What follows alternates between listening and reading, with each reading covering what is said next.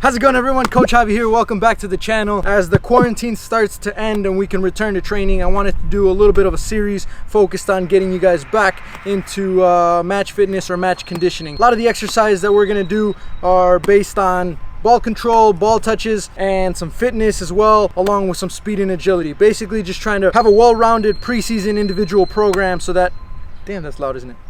Without further ado, let's get straight into it.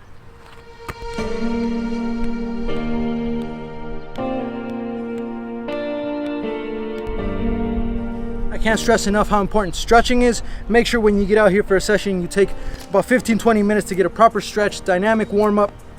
Make sure your legs are loose, because the last thing you want is for you to get injured because you got muscle problems or because you didn't stretch properly before the game.